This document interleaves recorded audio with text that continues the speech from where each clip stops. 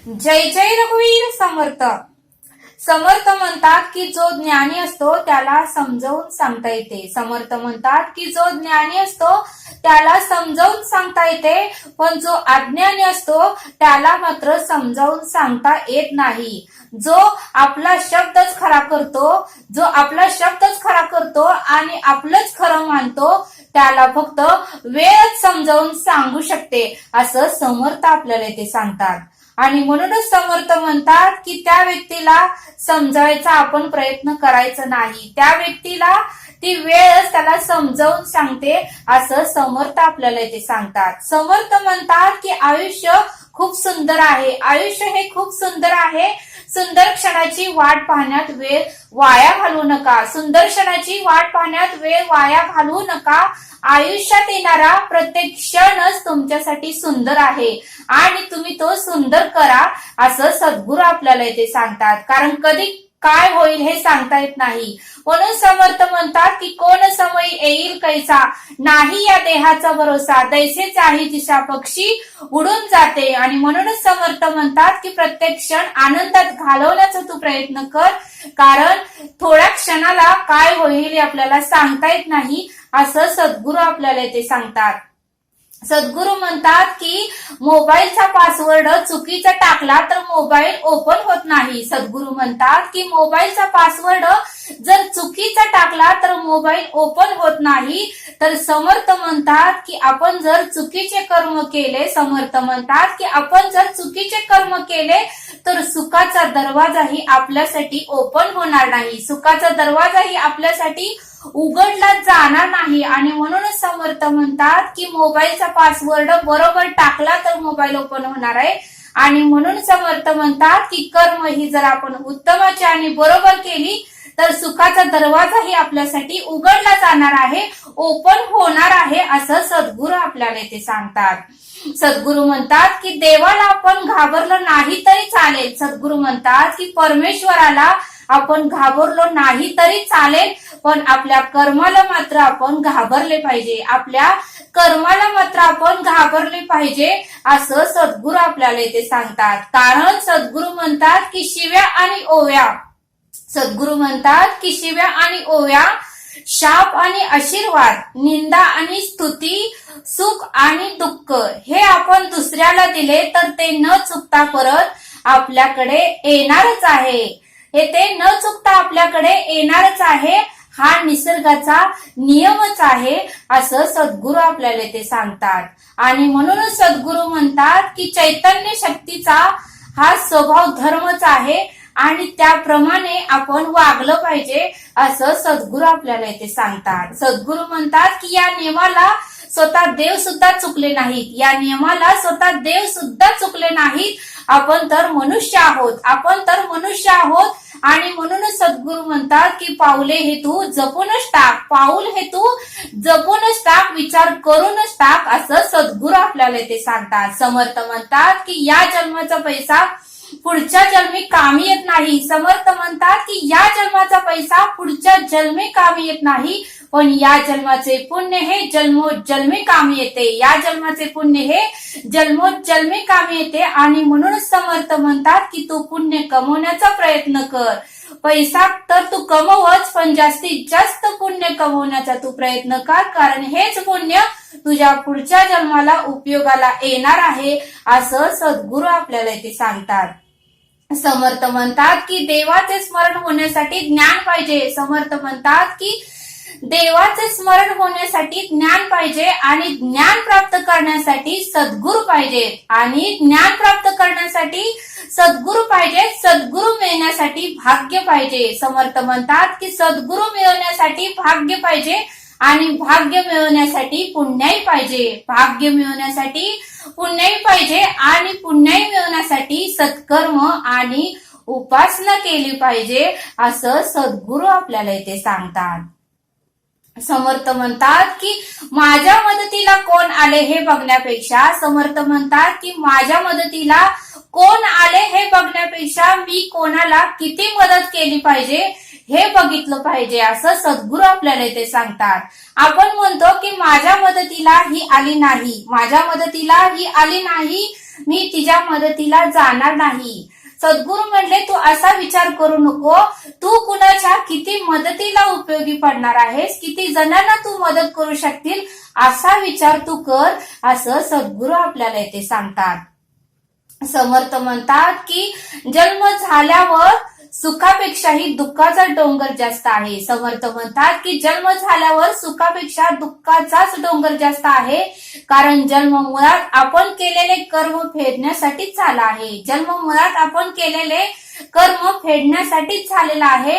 आणि म्हणूनच समर्थ म्हणतात की शांती, समाधानी, सुख मिळण्यासाठी एकच मार्ग, आणि तो मार्ग म्हणजे सत्कर्म आहे, असं सद्गुरू आपल्याला इथे सांगतात. सद्गुरू म्हणतात की शांती, समाधान आणि सुख हे मिळण्यासाठी एकच मार्ग आहे, आणि तो मार्ग म्हणजे सत्कर्म करणे होय, असं सद्गुरू आपल्याला इथे सांगतात. समर्थ म्हणतात की 2 लाख पगार असणाराही दुःखी आहे. समर्थ म्हणतात की 2 लाख पगार असणाराही दुःखी आहे, त्यालाही झोपेच्या गोळ्या घेतल्याशिवाय त्याला झोप येत नाही. त्याला झोपेच्या गोळ्या घेतल्याशिवाय झोप येत नाही. आणि आपल्याला वाटते की त्याला 2 लाख पगार आहे, आपल्याला वाटते की त्याला 2 लाख पगार आहे, तो किती सुखी असेल आणि त्याला किती ऐश्वर असेल आणि तो किती समाधानी असेल असं आपल्याला वाटतं. पण समर्थ म्हणतात की 2 लाख पगाराच्या माग त्याला खूप दुःख आहे, त्याला खूप त्रास आहे, त्याला खूप वेदना आहेत, असं सद्गुरू आपल्याला ते सांगतात. म्हणून समर्थ म्हणतात की 10,000 पगार असणाराही येथे सुखी आहे. 10,000 पगार असणारा सुखी आहे, तोही रात्री उत्तम झोपतो, त्याला लगेच रात्री झोप लागते. पण कधी कधी तो श्रीमंत व्यक्तीकडे बघतो आणि मला काय एवढं सुख नाही म्हणून तोही कधी कधी दुःखी होतो. म्हणून समर्थ म्हणतात की या जगामध्ये आपण दुसऱ्यांचं बघण्यातच आपलं आयुष्य घालवतो आणि आपण दुःखी होतो, आणि असं करत करतच आपलं आयुष्य निघून जातं, आणि मग म्हातारपणी आपल्याला कळतं की आपण आयुष्यात काय कमवलं, आपण आयुष्यात काय कमवलं हे म्हातारपणी कळतं. म्हणून समर्थ म्हणतात की 2 लाख पगार असणाराही दुःखी आहे आणि 10,000 पगार असणाराही दुःखी आहे. सुख फक्त मानण्यात आहे, समाधान हे फक्त मानण्यात आहे, असं समर्थ आपल्याला इथे सांगतात. समर्थ म्हणतात की कर्माचा बॅलन्स हा शून्य झाल्याशिवाय मुक्ती मिळत नाही. समर्थ म्हणतात की कर्माचा बॅलन्स हा शून्य झाल्याशिवाय मुक्ती मिळत नाही, तो कर्माचा बॅलन्स शून्य झाल्यावरच आपल्याला मुक्ती मिळणार आहे. तो कर्माचा बॅलन्स शून्य झाल्यावरच आपल्याला मुक्ती मिळणार आहे, असं सद्गुरू आपल्याला ते सांगतात. आणि म्हणूनच समर्थ म्हणतात की सत्कर्माचा बॅलन्स भरपूर वाढव. समर्थ म्हणतात की सत्कर्माचा बॅलन्स तू भरपूर वाढव, तो बॅलन्स वाढवला तर साक्षात परब्रह्म आपल्याला दर्शन द्यायला येतील. तो बॅलन्स वाढवला तर साक्षात परब्रह्म आपल्याला दर्शन द्यायला येतील, असं सद्गुरू आपल्याला इथे सांगतात. आणि हाच बॅलन्स संत लोकांनी वाढवला, आणि म्हणूनच संत लोकांना साक्षात परब्रह्माने दर्शन दिलं, असं सद्गुरू आपल्याला इथे सांगतात. हा सत्कर्माचा बॅलन्स संत तुकारामांनी वाढवला, संत नामदेवांनी वाढवला, संत ज्ञानेश्वरांनी वाढवला, संत निवृत्तीनाथांनी वाढवला, संत मुक्ताईंनी वाढवला, संत वेणाबाईंनी वाढवला, संत मीराबाईंनी वाढवला, आणि म्हणूनच साक्षात परब्रह्म त्यांना दर्शन द्यायला आले. आणि म्हणूनच सद्गुरू म्हणतात की सत्कर्माचा बॅलन्स तू वाढव, तुला साक्षात परब्रह्म दर्शन द्यायला येतील, असं सद्गुरू आपल्याला इथे सांगतात. समर्थ म्हणतात की सर्व सुखसोयी आहे. समर्थ म्हणतात की सर्व सुखसोयी आहे मनुष्याकडे, तरीही मनुष्य दुःखीच आहे. तरीही मनुष्य दुःखीच आहे. का तर त्याच्याकडे बंगला आहे, गाडी आहे, इस्टेट आहे, प्रॉपर्टी आहे, शेती आहे, पण त्याला समाधान नाही. मग समर्थ म्हणले की समाधान तुला कुठं मिळणार आहे? समाधान तुला कुठं मिळणार आहे? तर नामस्मरण, सत्कर्म आणि उत्तमाचा विचार केला तरच तुला समाधान मिळणार आहे. समर्थ म्हणतात की बंगला, गाडी, प्रॉपर्टी जरी असली तर त्यात तुला समाधान आहे का, असं सद्गुरू आपल्याला ते सांगतात. समर्थ म्हणतात की आज घरातली प्रॉपर्टी आपल्या नावाने आहे, घर आपल्या नावाने आहे, शेती आपल्या नावाने आहे, पण ज्यावेळेस आपला मृत्यू होतो त्यावेळेस मात्र त्या प्रॉपर्टीच्या नावावर गोल आळं केलं जातं आणि त्याच नावापुढे दुसऱ्यांचं नाव घातलं जातं. मग समर्थ म्हणले की आपल्या बरोबर ती प्रॉपर्टी येणार नाही, आपल्या बरोबर आपण कमवलेलं पुण्यच येणार आहे. आणि म्हणूनच समर्थ म्हणतात की तू स्वतःकडे बघ, दुसऱ्यांकडे बघू नको, मगच तुला सुख शांती आणि समाधान हे मिळणार आहे, असं सद्गुरू आपल्याला इथे सांगतात. समर्थ आपल्याला एक बोध सांगतात. समर्थ एकदा जय जय रघुवीर समर्थ अशी गर्जना करत समर्थ एका घरासमोर आले. समर्थ एका घरासमोर आले आणि त्यांनी त्या घरामध्ये एक तरुण मुलगी पाहिली. त्यांनी त्या घरामध्ये एक तरुण मुलगी पाहिली आणि ती मुलगी एकनाथ ग्रंथ वाचत बसली होती. ती मुलगी एकनाथ ग्रंथ वाचत बसली होती.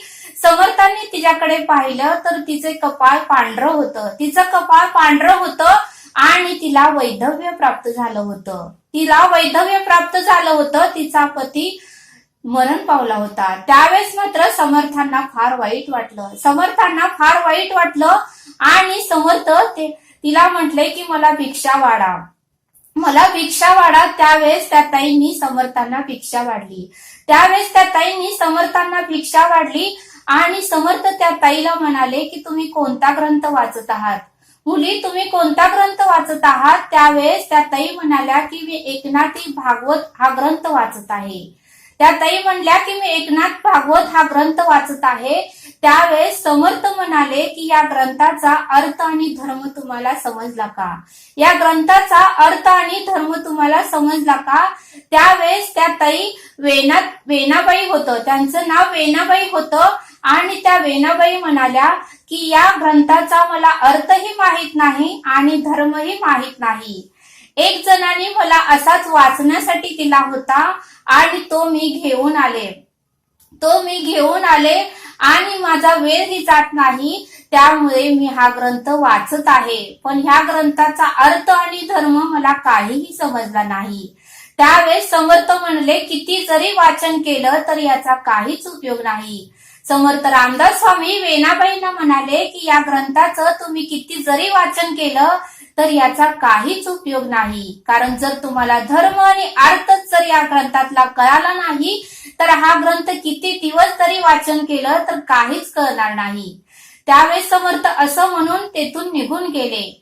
समर्थ तेथून निघून गेले. त्यावेळेस वेणाबाईंना विचार पडला. वेणाबाई काळजीत पडल्या की हे महाराज म्हणतात ते बरोबर आहे, हे जे म्हणतात ते बरोबर आहे, मी नुसतंच वाचन करत आहे पण ह्याचा अर्थ आणि धर्म मला मात्र काहीच कळाला नाही. त्यावेळेस वेणाबाईंनी कोणताच विचार केला नाही आणि ज्यांनी हा ग्रंथ तिला वाचायला दिला होता त्यांच्याकडे वेणाताई गेल्या आणि वेणाताईंनी त्या भाऊंना विचारलं की तुम्ही हा ग्रंथ मला वाचायला दिलाय, पण या ग्रंथातला धर्म आणि अर्थ मला काहीच समजला नाही. या ग्रंथातला धर्म आणि अर्थ मला काहीच समजला नाही. कृपा करून मला याचा अर्थ आणि धर्म समजावून सांगा. त्यावेळेस ते भाऊ म्हणाले की मलाही याचा अर्थ आणि धर्म काहीच कळाला नाही आणि म्हणूनच हा ग्रंथ मी तुम्हाला वाचण्यासाठी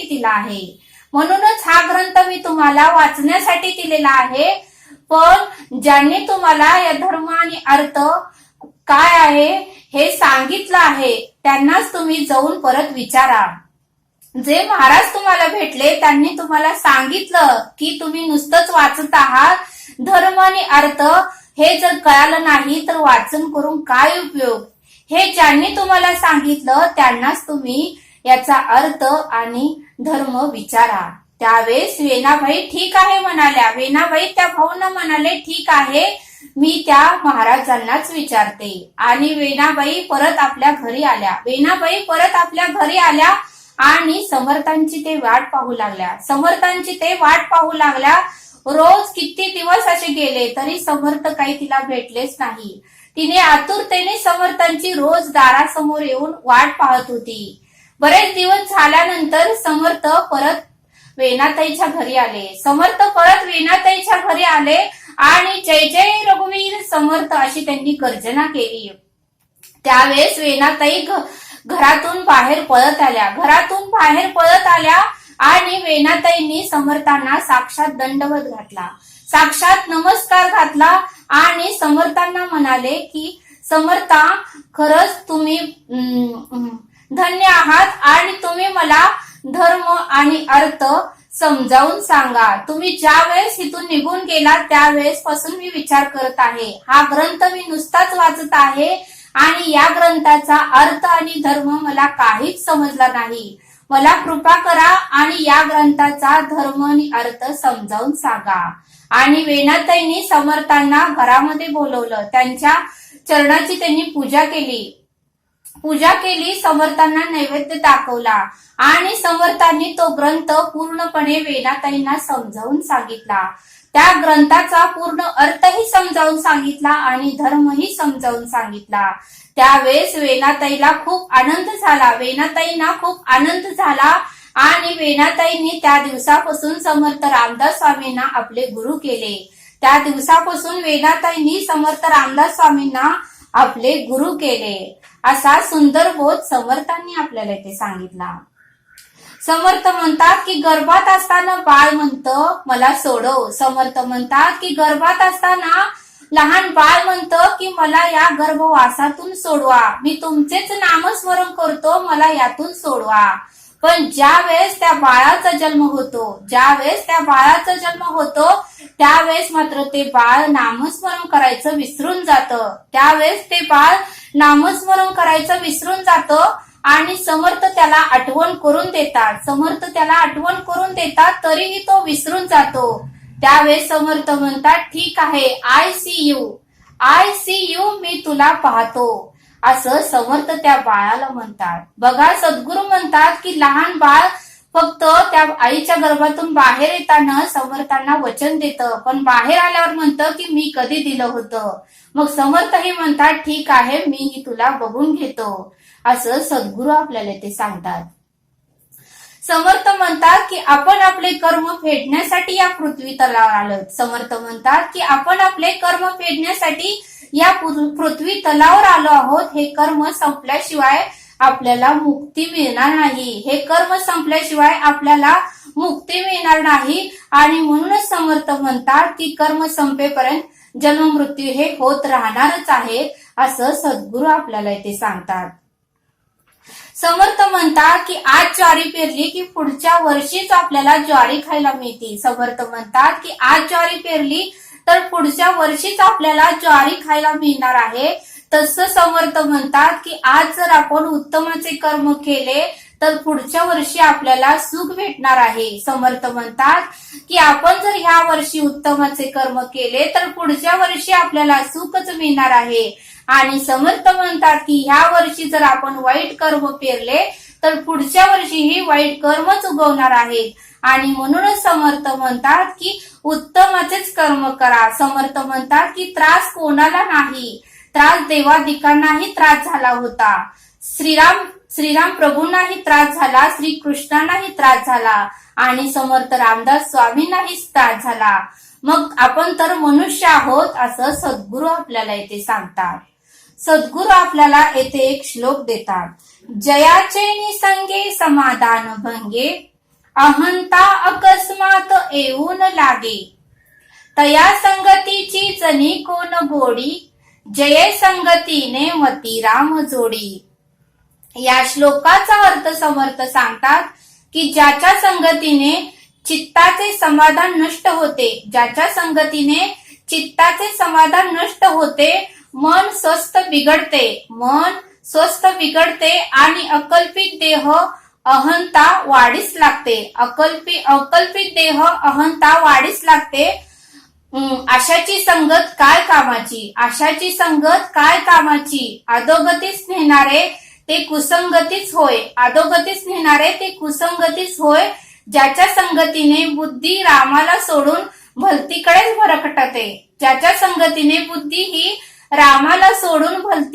भरकटते, त्या संगतीत राहण्यात काय आनंद. आत्मसाधनेसाठी अशा दुर्जनाची संगत तू सोडून दे. प्रयत्नपूर्वक सज्जनाची संगत तू धर, प्रयत्नपूर्वक सज्जनाची संगत तू धर, असा या श्लोकाचा अर्थ समर्थांनी आपल्याला येथे समजावून सांगितला. तरी आता आपण येथेच थांबूया. हा व्हिडिओ आवडल्यास सबस्क्राईब करा. भेटूया पुढील भागात. धन्यवाद.